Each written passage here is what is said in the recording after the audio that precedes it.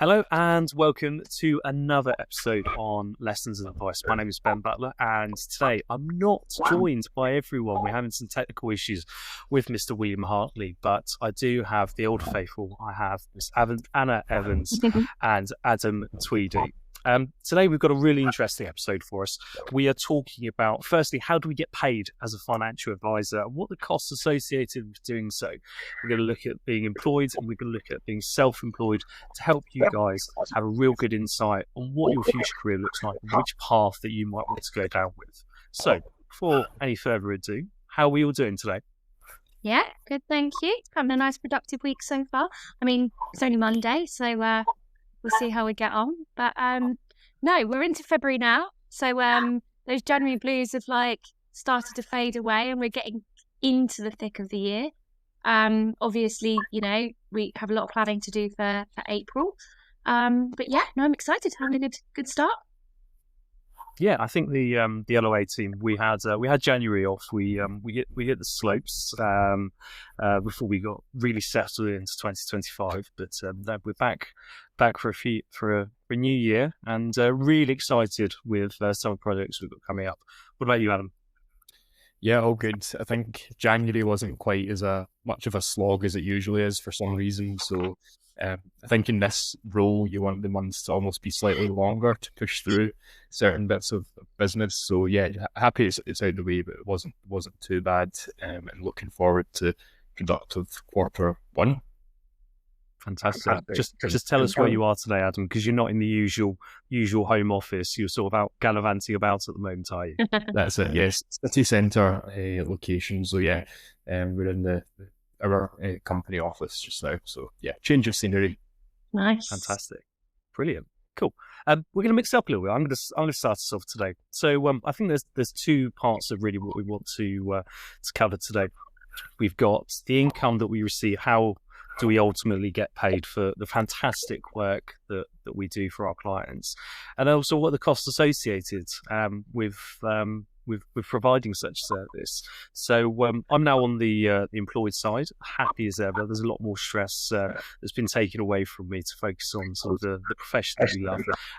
And I guess there are a couple of ways of how we can be remunerated, because we're sort of in that sales environment when it comes to compensation. Ultimately, you've got your base salary and how you want to be paid. But then there's the consideration of the business and the revenue that you bring into the company. So I've seen a couple of different sort of methods for compensation. I think probably my least favourite is the salary validation model. So I don't know, have any of you guys come across this at all? Salary validation? It's a tough one, isn't it? It's a lot of pressure. Yeah. So for those that don't know, salary validation ultimately means that to get any kind of bonus, you have to validate your salary. So let's make it real simple. Say you earn £50,000 basic and you are on 3 times salary validation. For you to earn any kind of bonus, you have to earn £150,000, and then you'll get bonus on top. So this is ultimately to protect your employer, to make sure that you're covering your salary and then some for the business. And the bonus rates get quite chunky once you've got to that point. But I've seen quite a few advisors that don't really like this model, because ultimately there's quite a lot of work to get to that point. It's quite a high level of validation, particularly if you join a new company halfway through the year. It's like, well, there's no way I'm going to get to this point. How am I ever going to validate it? So they sort of take their foot off the, not the gas, that's too American, but the accelerator pedal. Let's try and start the next year hot and ready to go. But because there's that extra level of protection for the business, as I said, the compensation can be, and the bonus can be quite hefty once you get there. Now, an alternative is just taking bonus straight off the bat, so you don't need to validate it. So this could be 10, 20%. I think 20% is probably about the industry average. And from day one, if you write £1,000 of business in a month, you'll get £200 as a bonus. So obviously you're earning bonus straight away, and you could possibly include your ongoing fees from that as well. It's a bit easier. Sort of a mix in the middle, which again I've seen become a bit more popular, is just a percentage of everything you earn as a discretionary bonus. So say you make the company £100,000 and you're on a third of that, £33,000 paid to you as a bonus, which I think is a bit of a nice midpoint. Now, when we move over to the self-employed side of this gets a lot more complicated. This is the real simple part of it. But I guess I wanted to go first because when it comes to the costs, there's not really too many costs involved. You know, the company pays my FSCS, they cover my liability insurance, my regulatory fees, even my CII membership. All of that's covered. I guess all I need to pay for is my train season ticket and whatever slimline gin and tonics I have on a Thursday night. I'm cutting down for the wedding, you see. So, is there anything I've missed there? I just want to kind of ask a question on the validating, really, like the validating bonuses. Like, do you think for a new advisor that puts a lot of pressure on people to like have to achieve that certain goal? Because I mean, I know there's always that conversation of like, is this a sales job or is it an advice job? You know, like, are we kind of recommending based on what's right for the customers, or are we doing a bit of sales? And I feel like, you know, sometimes that whole validating bonuses thing can put a lot of pressure on somebody to be like, I must be selling. Do you think that's right? Or do you think that there's a potential that it can be taken both ways? I think, no, you're certainly on something with that. And I think particularly in the earlier years, that can put a lot of pressure on people. And it is sort of that balance between, you know, we can advise the people in front of us, but we're employed and we're here for a reason. You know, if we were giving out free advice, we'd work for the Citizens Advice Bureau. So, yeah, it is difficult to say, particularly in the early years. But I think you should consider that not in the case of trying to upsell the clients that you have. And maybe when it comes to extra things that some advisors might not be bothered with, say, protection sales, or maybe get involved with mortgage work. But rather, you know, trying to charge the most fees that you'll get away with, which unfortunately some people do. Yeah, I think especially when you're a new advisor, you're out there chatting to your close friends and family network. But once you've sort of exhausted that, then you realise how difficult it is. So you can maybe get off to quite a good start, and then you're running about crazy trying to look for the next client or the next prospect as well, which is quite hard. Yeah, it's a horrible feeling, isn't it? You know, trying to sort of build that network with the pressure of fees weighing on your shoulders. But I think, again, it sort of comes down to the kind of company that you join as a young advisor. You know, is there that massive expectation for me to go out and find business? I think if you're joining a good firm, I'm not saying this is, you know, a hard and fast rule, but there should be some sort of expectation for you to do a bit of farming before you go out hunting. You need to understand what the business is about, sit in other advisor meetings, see what the culture of the company is and how they operate.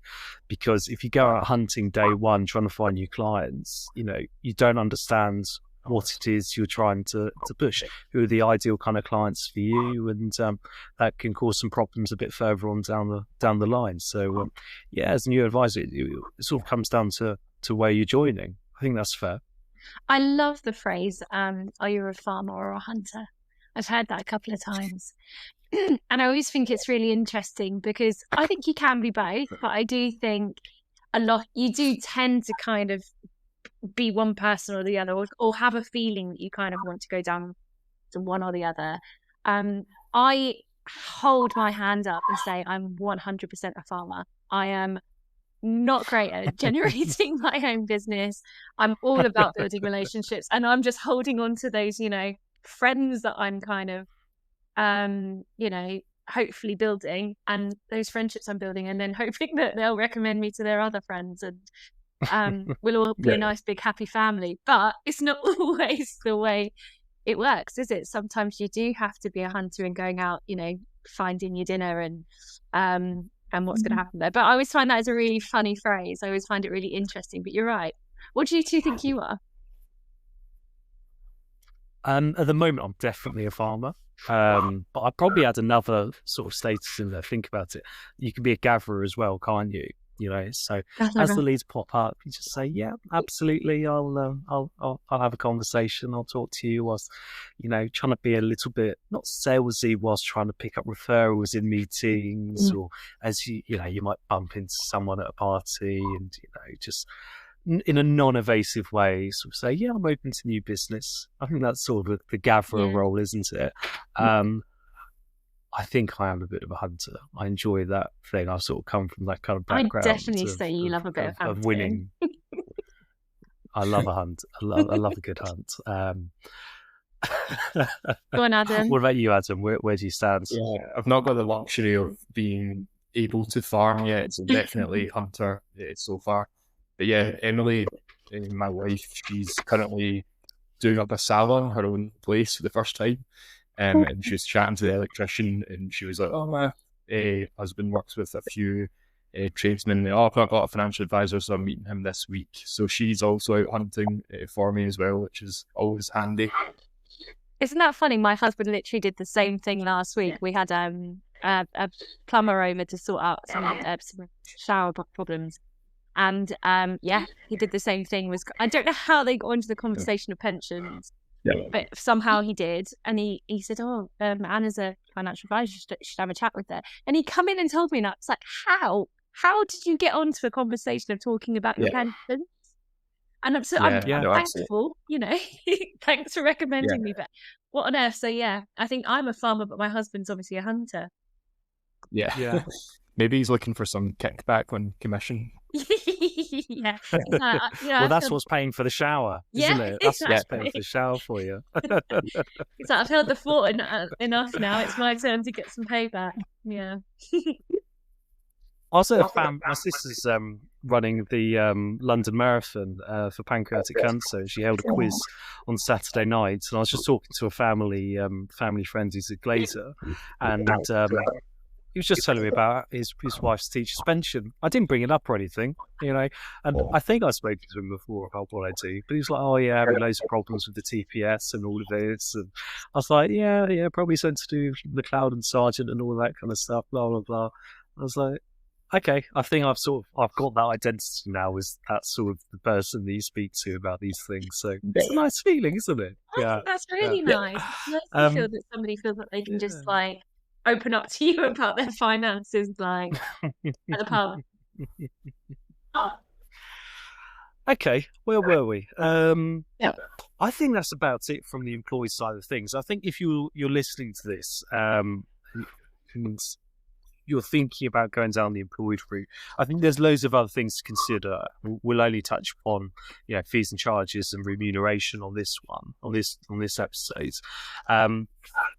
But the other thing to really consider is that I said it earlier before we were on air. That sounds posh to say on air. Before we went live, and said I've also got a quasi-guaranteed income, each month, and that is because I've done both. I've been self-employed, I've been employed, and just to have that stress away from knowing what's coming in every month is amazing. It used to keep me up at nights beforehand. I say quasi-guaranteed because I can get sacked at any point, but that is a massive feature. I'm sure I've used this before, this phrase, but being self-employed, you don't appreciate how much it hurts until it actually hurts, and you understand what it's like to go through that.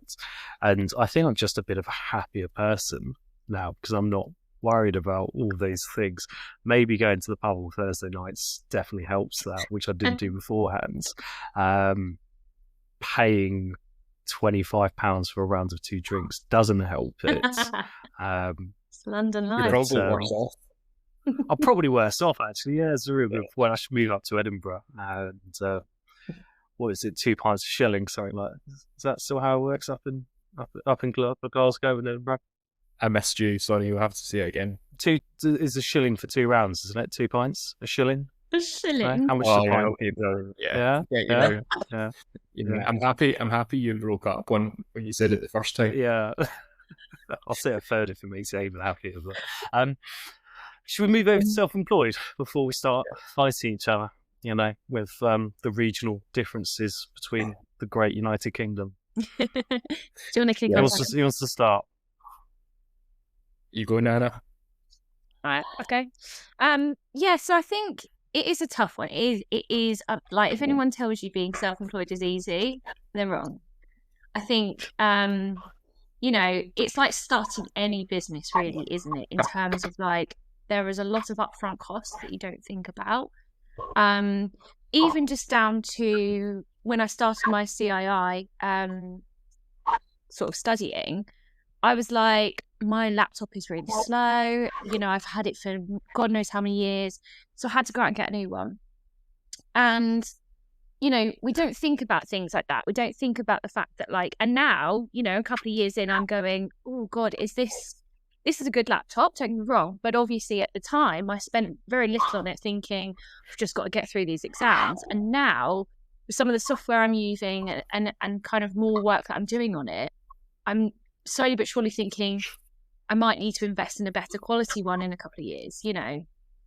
So it's things like that. That is an absolute given. Obviously, you have the choice on how you go self-employed. Do you join a company and partner with somebody, or do you go, you know, down your own route? My God, hats off to anybody that goes down their own route, because that's a lot, isn't it? You know, you have all of the insurance and stuff that you have to pay for. Oh God, help me out, Adam. What else is there in terms of like joining a company? There's a lot. Yeah, no, it quickly adds up. I was speaking to another advisor about this within my company, both self-employed, run our own businesses underneath this wealth manager, and it does quickly add up. I think we're both saying we're about £400-500 a month, roughly, in things that you sort of need. So I've jotted down a list here. So laptop fees. So we've got security packages, obviously very important. So you have monthly costs for that. Para planning, of course. That's if you outsource that. I'm sure vetting has luxury of in-house para planners. Is that correct? Oh, yeah. look at the smug face. Yeah. He sits behind me, you know, and we'll have a chat and a cup of tea about a case, and no, it's lovely. It's, you know, bloody good power runner. Yeah. That's a mistake I made when I first started. Is I para planned basically. It was a bit of false hope because I was very busy when I first started, and I basically para planned or used para planners for a majority of my cases. Then I realised that I couldn't even do like a very basic case myself. So I had to go backwards and try and learn all these simple things. So I definitely DIY to start with. Someone said to me to basically use para planners from day one, but I took it quite literally and used them for everything. So that was a cost, and not so good. It's tough, isn't it? It's a tough kind of like route to look down, because you're right. There are such great power planners out there, and if you find a really good one, oh my God, hold on to them and do not let them go. And it's great to have that support, because it takes away a lot of the like admin type, you know, writing up the reports, etc. But also, you're right, when you're a new advisor, it's really tough to get that happy medium of like, I want to get a lot of these cases through, and the easiest way to do that is to have some support to do them. But also down to the fact that like you're learning that whole process, and if you don't learn the ins and outs of absolutely everything, you kind of get to a point you feel like you have missed something, and I find it really tough. There's a lot of cases that I want to do myself, and then I just think, oh God, for the benefit of the client, it's better if I send it off to power planning. But it is tough, isn't it? You know, trying to find that happy medium. There's definitely a few clients that I took on will cost me more money in para planning fees than earning from the client, which is bizarre. So you're not out of pocket just to get a case over the line.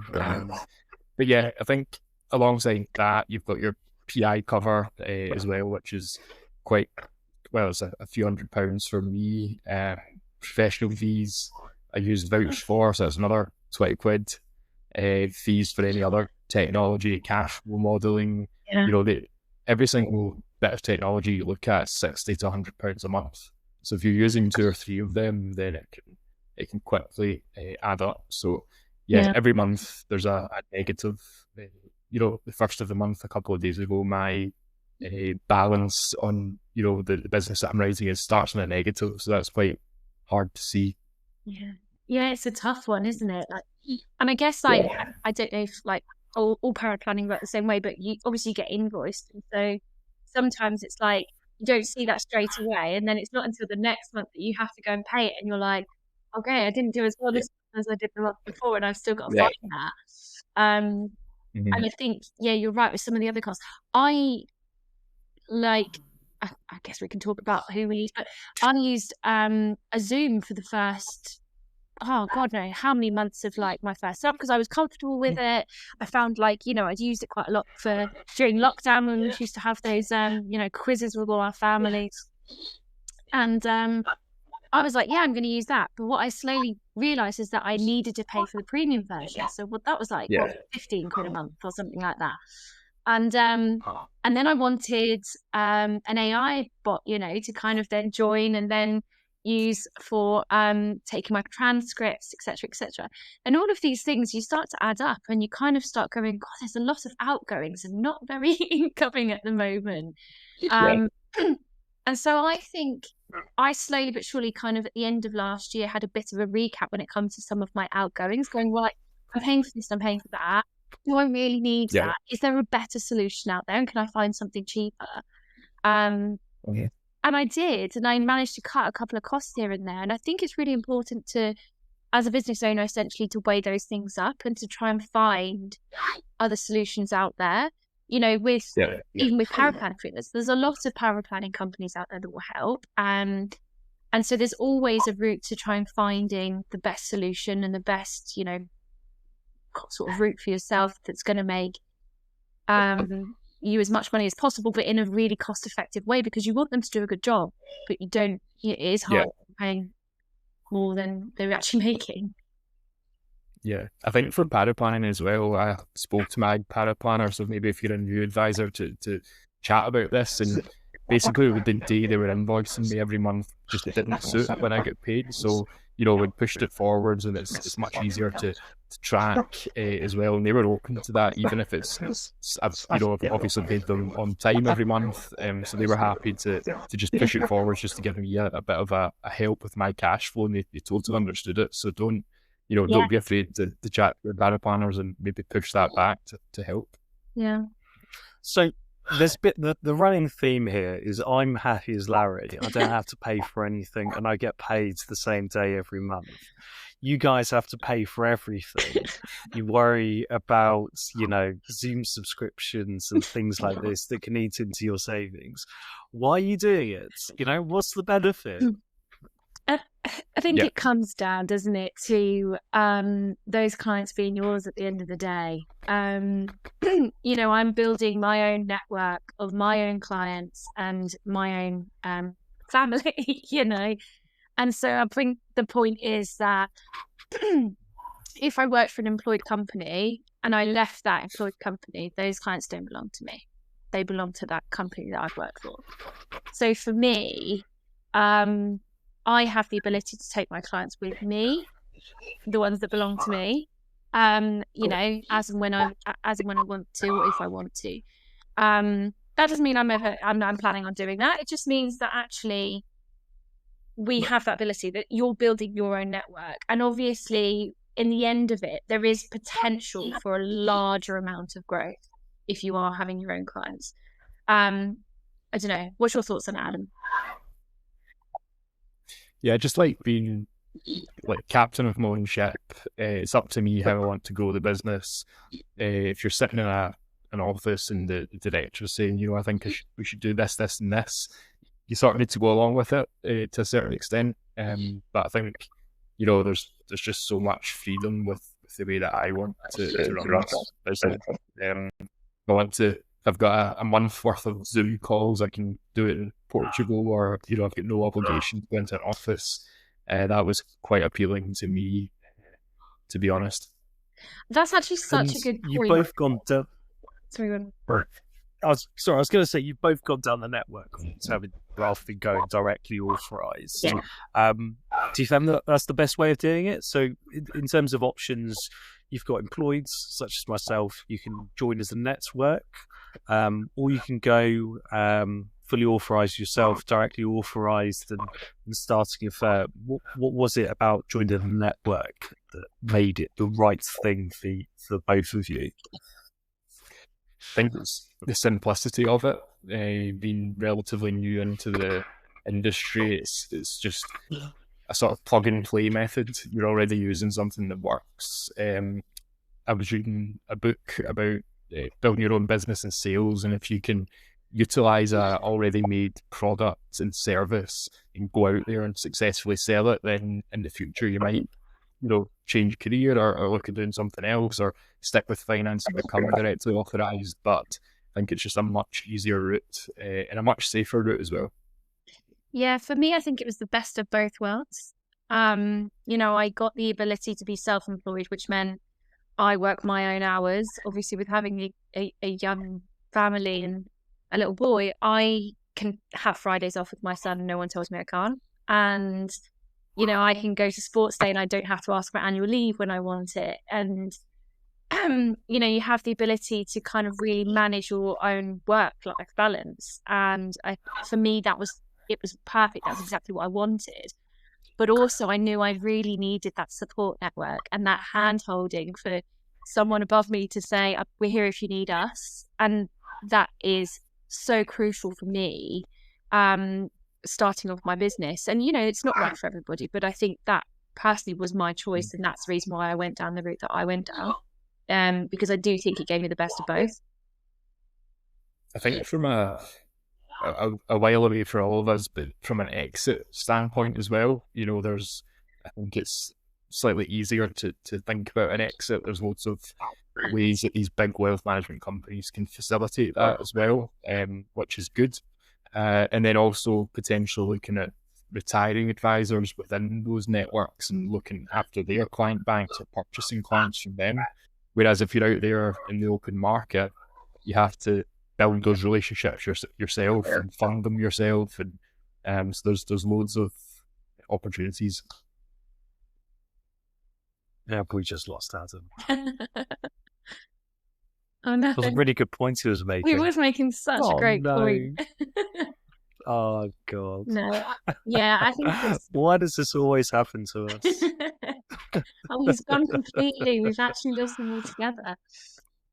Okay, do you want to finish off the point he was making? Yeah, you have to do the accent. You have to do the accent. Can't do the accent. No, come on, that's not fair. No. Yeah, I think the point is that there are so many opportunities with being part of a network. Be it, he's back. He's back. I'm trying to summarize it for you, but I think no one does it better than you, Adam. Oh. Yeah, I don't know, where did you get up to? You were talking about retirement. Okay. Yeah.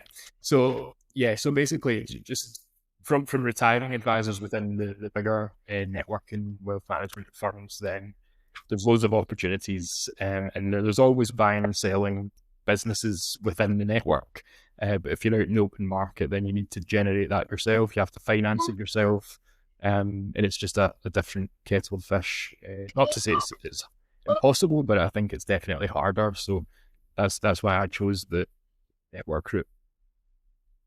Yeah. And so say you're in the ideal world and you can pluck one element of being employed and move it over to your self-employed lives.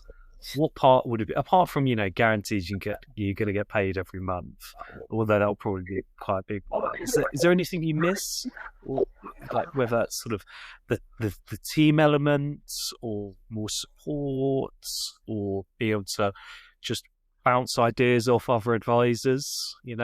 What would you take? I think I still have the benefit of being able to bounce ideas around other business owners within this network. But I suppose I know we're advisors and we have all of this in the background, but there's the benefits that you'll have, like workplace benefits, so like your sick pay, maybe death in service, all those different things. If we're off work, I'm sure we all have income protection in the background, Anna, but Of course. ultimately you're relying on yourself to make pension contributions, make sure that your family are safe and secure as well. So I think the security element over and above the salary for me is quite important. Yeah, I think oh God, I think for me it's the admin support, like the ability to kind of not even just to have someone else do the work for you, but someone else to ask questions to frequently. I'd love to have a power planner sitting right behind me for me to go, oh God, what's your thoughts on this? I think that is something that I sometimes struggle with, because I think it's hard to kind of then, I think it's important if you can find your own power planner that you work with and build that relationship with, because then that eventually would become. And I think as a new advisor, quite often we utilize the ones that are available to us, and that's not saying that they're not great, they are. And I've found some incredible, great power planners, but I think it takes away that personalization of because it just gets distributed to anyone that's available at the time. And I think it's important to kind of maybe be able to build those relationships with people and work with them, because it's a teamwork, right? Like you both are trying to achieve the same goal, and to be able to work with each other. I think I missed that a little bit. And obviously I've worked in big companies, big sort of firms where there's like thousands of people on one floor, so it is hard to go from suddenly to that to working in, what was now my converted garage, like at the bottom of my garden, all on my own, with sometimes my dog snoring on the chair. It's, you don't really have that kind of ability to just speak to somebody or turn your head and have a chat. And I think sometimes it can become quite lonely. And so it's important, essentially, when you are building your own business and being self-employed, that you do try and, we do this, don't we? We all sit down and have this podcast every 3 weeks. So we get to talk to each other and find out how everyone's getting on. And we learn from each other as well. These podcasts, I know we're kind of aiming it for other people to listen to, but I get loads from these. And I take away so many things all the time, just being like, oh, great, I had this great tip from the other day. And Ben will tell you, I used to call him maybe a couple of times a week just to be like, hey, I need a rant. Can we have a chat? And I think that is so incredibly important, to try and build those relationships in other ways, because otherwise you lose them by being self-employed. I think work from home is so easy to get cabin fever, and you don't realise it until you move to an office with someone else. I don't really enjoy my day working from home anymore. I get loads done. It's nice to have an admin day, and I can pick my fiance up from work, and I'll cook dinner, and I've got loads more time in the day. But when I'm in the office, it's just, I feel like I'm helping the business develop. I'm helping other people. I get to go on spurious. What's the word when you do something sort of spontaneous meetings? God, spontaneous meetings. Because someone walk past your desk and say, "Oh, do you want to jump in on this one?" I was like, "Yeah, okay," and that sort of just leads to opportunity. Whereas I just get in my own head when I'm working from home. If I do it too much, I'm just like, what do I do next? What's this about? Shall I call this person? Oh, they're busy on Teams. And it's just, I hate it. I really do. I quite enjoy the commute as well. I'm about an hour and a half towards the door. It's just nice having some time to myself. It doesn't matter if I'm getting up at 5:30 in the morning, because you sort of build the tolerance for it. But it's work from home. Not a fan of this sort of snowflake nonsense of work from home. It works for some people. It depends on who you are and what the job is that you do. But I think for myself, it just doesn't really work. 1 day a week, that's the perfect amount. Yeah. It's probably one we've missed as well, as if you want your own premises ultimately, is the cost of that as well. So you can utilise offices that the umbrella company owns, which is always really good. If you want your own place, which a lot of advisors do, then big overheads potentially, especially in London. But Absolutely. Well, I looked at it in the it's sort of near the town, the village that I was in, and that was going to be £600 a month for just a tiny little office. I was like, this can be really good. I can have clients in and everything like that. But I look back now, if I had to pay an extra £600 a month, I would have been, absolutely broke. It would have been way more stress. I would have resented that office. Didn't really like the landlords anyway, and thank God I didn't go for it. But sort of at our level, you can get away with working out of a bedroom. Honestly, if a client wants to meet face to face, take him to a restaurant or go meet him in the lounge. It's absolutely fine. But again, it's sort of these little business decisions that you guys have got to make all the time. You're either working on the business or you're working in the business. It's finding that balance. I think that can be really hard. Am I going to go through my accounts and see where I can make savings, or go out and generate new business, or am I actually going to do some report writing, build a case, or write out some meeting notes? That's another thing that you guys got to balance all the time. At the beginning, I remember even just debating. I had one client who wanted me to go and see them, but they lived sort of over an hour away. And I was thinking, oh my God, I'm going to have to put petrol in the car. That's me that's got to pay for that petrol to be able to go and see that client. And the expenses that essentially you get if you're employed, all of these come as business expenses. You probably get a company card that you can chuck all of this stuff on, or an expense sheet that you can chuck in at the end of every month. I've been there, but it's really hard to weigh up. There are so many costs, isn't there? There's so many things we haven't even mentioned, but I just think we could be here all day if we kind of try and reel off every single cost that we potentially pay for being self-employed. Yeah. I was up in Inverness, when was it? Wednesday, Thursday last week. And I've got a few clients up there, and it's quite good. I like to see them in person because you're making an effort to go up. There is options there, of course, for financial advice, but there's not loads as well, and it's a nice day trip. But this is a cost saver.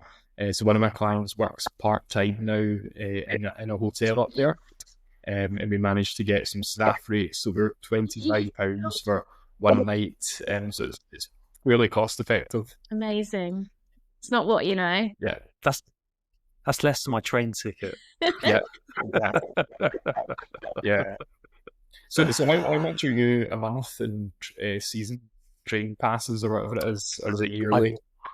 I've just reviewed it, so if I get the spreadsheet up now, because I am hanging on to the right side of 30, so I've still got the lucky the rail cards. Yeah, I know. So I get a third of the rail, but I've still got the tube, which I can use for some of it. And it's flexible, isn't it? Depending on how many days you go in. So if it's 3 days a week or something, then you pay for you basically get a whole month. You get a whole week. Is that right? Well, it's still better off for me to do daily tickets. So with my train and tube, it's £32.10 a day. It's crazy. Wow. But sometimes I go on the tube a bit more if I've got client meetings. But say I didn't have a rail card, I'd have to get an annual ticket and travel card, which would be £35.58. Which a year I've worked it out to be, what was that monthly? We're doing the math. £6,832. Yeah. And so if it's a lot. It is a lot. If you don't have a car, or if you don't need a car and you're just using that, then it's not too bad, but it's still definitely a cost to consider. Yeah. But I work in London. I get paid accordingly to do that journey. It's all worth it. Yeah. I'd like to finish on a little bit of a high. So for those that don't know, can you run through the different ways you can get paid?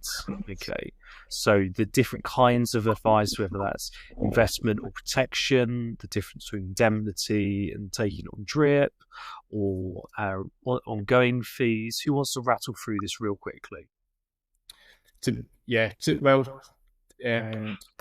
I only really know from how I get paid and how I take commissions. So, there's quick money, and then there's things that drag on and on and on. And they can take a while to get through. So, sometimes, for example, a protection policy, you can, write the case, and then it's hitting your bank account fairly quickly because there's no issues with the client. Everything's nice and easy. And then you might have a client.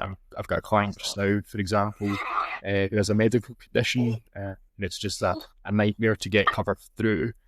So you have to set your expectations, because when I looked at the debt I was covering, the clients were sitting in front of me. You're thinking, okay, this could be a decent case. I'm expecting to get this paid, and I was just held up for maybe 3-4 months potentially. So that's something you need to consider and battle. Same things with, if you've got a client that has new money to be invested. So if that's just cash investments, you can get paid fairly quickly. But if you've got a complicated pension transfer that's coming through, then it's same thing, 2, 3, 4 months even down the line that money will hit your bank account. So unlike Ben, who's getting his nice monthly wage, you can be waiting a while to get paid.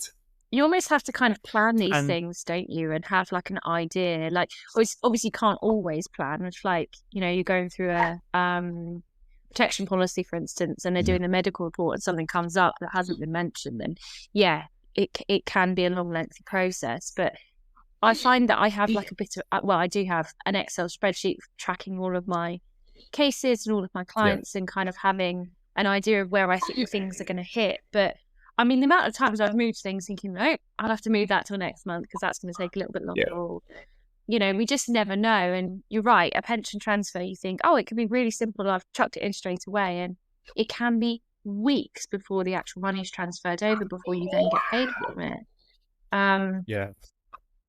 It's and does for yourself, Anna, does your commission drop in once a month? Do your network gather all the commission and pay it? Which is quite good, because it does help with cash flow, I suppose, and it makes you be strict with yourself and not overspend. And what I find though is there's that like cut-off day, like each month, that obviously you need to put your cases, if cases in and has been paid by that month, that day, then you know that you're going to be seeing it in your next commission statement. But I find it so hard to like remember when that day is, because I'm always like, oh God, is it in this month or is it going to be in next month? And then to try and keep that out of your mind, because you kind of can't rush things. You have to be sitting with these clients, but it will go in when it's suitable for them to go in. You can't, and I certainly am never going to be one of those people that pushes it to try and get in, but you have to be aware of that, I think, when you're tracking those, to think like, well, actually, if we're coming near to the end of the month and I'm expecting a payment, but it could be that it's not going to be until next month, you have to kind of then plan for it. And I think that's really hard to do when you're first setting out, because you could be sat there for like a month or two being like, I've got this really good case, but I've got to expect that in a couple of months' time that's going to come to fruition. But it's just about planning. I think as a good financial planner, you have to plan your own life, don't you? And plan your own income. And expect that not everything's going to go ahead, because you can have all these great pipeline, but not everyone will go ahead with everything that you recommend. And it's all about kind of not expecting everything's a guarantee, but also just to kind of try and help plan that. And I think an ongoing service is one of those things sometimes that can help that from a self-employed point of view. So having ongoing servicing fees with clients means that you can look at your year in advance and say, well, I know I'm going to be paid this amount from, if my client's investment doesn't grow, I can expect that I'm going to have this amount this year in ongoing servicing. And that's sometimes a good way of having that little bit of stability. But, it's a hard one to kind of put in place, because again, a client can switch those off anytime if they want to. So it's not always a guarantee. Yeah. Or the market shits itself 30%, you find your annual recurring goes down 30% as well. Or that. Exactly. So I think a lot of like advisors from this point of view have kind of based their ongoing as like, that's my guaranteed income that I can live off, providing you make sure you do your reviews every year, and keep your clients happy. You feel like you've got a bit of stability. But that's a tough one, isn't it? I definitely think a good few advisors I've spoken to as well had, not everyone has the luxury of this, but built up like a bit of an emergency fund as well, just to have that in the background. I did as well. It did get used as when there's client months. So it's but it's so up and down. There's some months where it's basically zero or a few £100s, and then next month could be much nicer. So you need to definitely plan. Yeah, you're right. Those months where it's quite nice, it's really important to just be like, I'm not going to get too excited about that. I'm not going to spend it all on a nice new pair of shoes. I need to make sure it goes into a really good place. Obviously an investment, or a pension. New laptop. Yeah, exactly. I have a stocks and shares ISA that I use for trying to put some money away here and there to kind of like, just for a rainy day fund. That's what you preach. Exactly. I think a good metric as well to keep track of is trying to work out what your client bank is worth if you were to retire today. I found that very motivational. Yeah. So, Anna, you've just passed a key metric today in terms of a milestone in terms of what you're working with. And if you can just do a quick Excel sheet on, this is the revenue and this is the multiple and this is what the buy value would be. Every time you take on a new client, you see that number go up. That's nice to see, isn't it? It is, yeah. And that's why why I think it's important to kind of, celebrate those little wins. When I went through that kind of like, amount that I wanted to achieve and I got to that stage, I suddenly was like, okay, I mean, this isn't stopping here, but it's like, okay, I've hit a milestone and, there's going to be a next one that I now put in. And it's just a case of like having some drive and having something to work towards helps. But you're right, being able to see that. And I see all, my friends putting money into their private pensions, or my husband pays into his workplace pension every month. And I'm like, oh, it's great that you can see that growing. I can't see mine growing, but actually in a way I can, because I look at what we call our AUM, and I can look at that and say, that is my pension essentially. And eventually one day my pension will be worth X, Y, Z. And the way that kind of grows, you have to look at it from that point of view. Yeah, every time we log on, you can see the value of your practice, which is nice. So you can, you've got that exit in the back of your mind, which is a benefit of being self-employed. But then it's rubbish when you're looking at your next month's salary coming or ration and it's zero. Exactly. Yeah. Fantastic. Cool. I think that's a good place to end it. Any closing remarks? Anything else you wanna get in? I guess I just want to cover. Today's session was obviously introduced to us, wasn't it? Yes. Yeah. I was going to mention that. You're stealing my Sorry. thunder. Sorry. I thought you weren't going to cover it, so I'll let you do it. I was going to say, I was. Poor guy. Yeah. No. I was going to mention it at the end because not everyone listens to the end. It's a common fact that we quite often close off before the end of an episode. So if you are still listening, thank you so much. And your reward for hanging on is to let you know that today's question was kindly provided via LinkedIn to a message to Anna by Charlie Adams. So Charlie, if you're listening, thank you so much for getting in touch. And if anybody else listening wants their topic mentioned and for the team of us to go through and pick apart and give us some lovely free content to upload, please do just drop any of us a message on LinkedIn. We're in the process of creating a page for podcasts on LinkedIn and other social media platforms, so look out for that one. But we'll just close off and say thank you so much for listening, and we'll we'll speak to you in 3 weeks' time. Thank you so much. Bye-bye. Thanks.